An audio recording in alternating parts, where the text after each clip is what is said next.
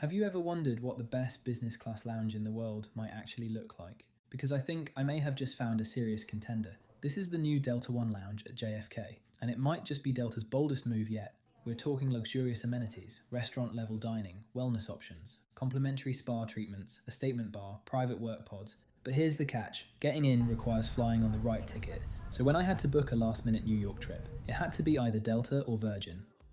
Both came with steep pricing, but Virgin it was, even if it meant depleting a sizable chunk of points. So was it worth it? Let's get into it. Hello and welcome to New York JFK Terminal 4. If you're flying Delta One or Virgin Upper Class from here, you are in for a treat. Delta has seriously upped its ground game with this Delta Wing, an exclusive premium zone tucked away from the chaos of Terminal 4. Head all the way to the far right end of the terminal where you'll find the discreet Delta One entrance. The entrance sets the tone, a massive round table with fresh flowers, a long art gallery style corridor and a dedicated check-in area. Most desks are Delta, but the final three at the end are for Virgin Atlantic. They've even tucked a mini refreshment area right before private security, should you be parched from your journey to the airport. From there, it's about a 2-minute walk to the lounge. This place is massive, 39,000 square feet. You're greeted by a Delta One ambassador who hands you a printed guide. It feels less like an airport and more like a country club. Immediately inside is the Fireplace Lounge, a cozy living room style space complete with inset bookcases and warm design touches. Just beyond it sits the Icon Bar, wrapped on 3 sides with bar stools.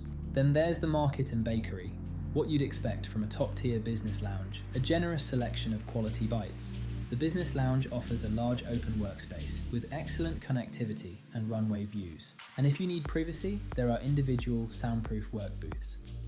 But then things get more interesting. You'll find a wellness bar stocked with health shots designed to give you a natural energy boost. And joining the ranks of elite global lounges, Delta One now offers complimentary spa treatments. Yes, in business class. Treatments are first come, first served appointment basis, so if you want one, book immediately. I spent 15 minutes on a massage chair that defied gravity, and then a eye refresh. Simply incredible. After some much needed therapy time, a quick shower was next. And these aren't your average airport showers. They're plush, hotel level plush. Blue tiles against grey marble, perfectly aligned with Delta's branding. Every amenity you could need is provided, including Grown Alchemist products. And here's a thoughtful touch. You're asked upon entry if you'd like any clothes pressed, with a service area located directly behind the shower suites.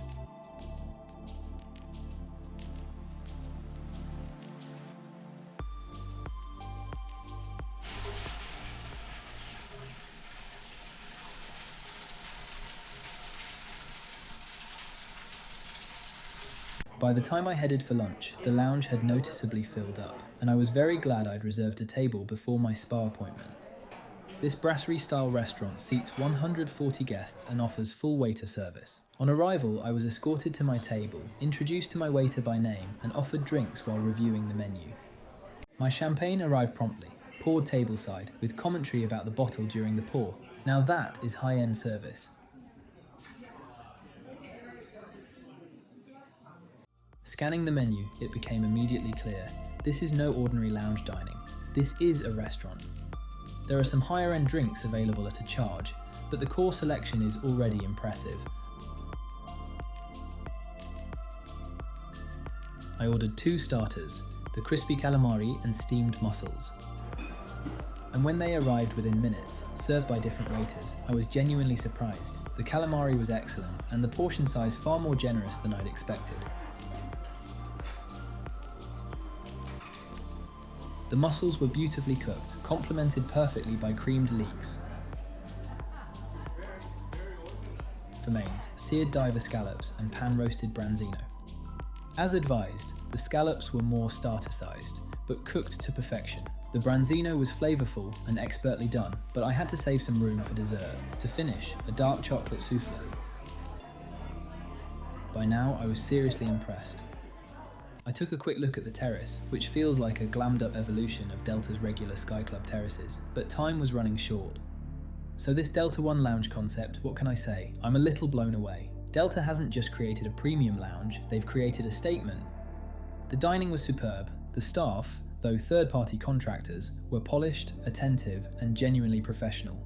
Even with the lounge busy, I secured a spa treatment, something that's almost impossible at Air France lounges. This felt closer to a first-class ground experience than business class. Now it's time to fly home. Boarding began a full hour before departure, but I arrived fashionably late, just as the final passengers were trickling on board.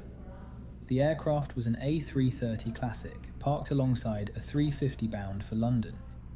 If you're wondering why I'm not flying to London, Virgin was charging a whopping 280k points for my dates, so I had to get creative. Virgin's 330 uses the older herringbone layout as their 787s, but oddly the cabin feels roomier. I selected a window seat on the A side, which is the best you can get. The crew, led by Jason, who was Mancunian, were friendly and upbeat, very Virgin. Within minutes, I was handed a welcome drink, a lime and mint gin.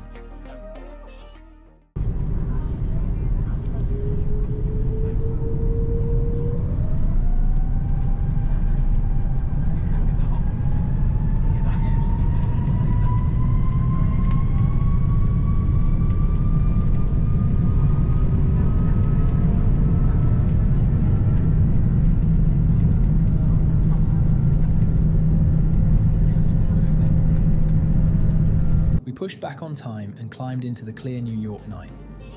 Post-departure, most passengers prepared their beds. It was an 8 p.m. departure, but a short overnight after all. My first drink took an hour to arrive. This was the menu for the flight. Virgin allows you to pre-order from more extensive menu in advance also, which is what I did.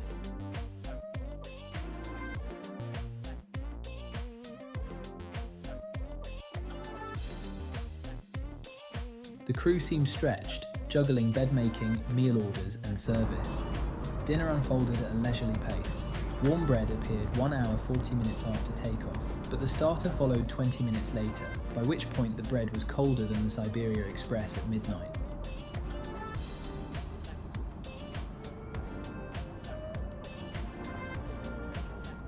The fried shrimp starter was excellent though. Thankfully the pace picked up. My sesame-seared tuna, one of the exclusive pre-order meals, arrived shortly after. Light, fresh, the kind of dish that makes you feel smugly healthy at 38,000 feet. After dinner, there wasn't much time to roam around if I wanted to catch some sleep. One quick observation, Virgin's Vera on the A330 pleasantly surprised me. The controller felt newer than the Dreamliners, and the screen was sharper too. Everything ran smoothly. The amenity contents were more or less the same as my previous flight here. I was verbally offered pyjamas during boarding, though they never appeared. I had to ask again later. Once fully flat, the bed was actually quite comfortable, and crucially, no awkward foot cubby.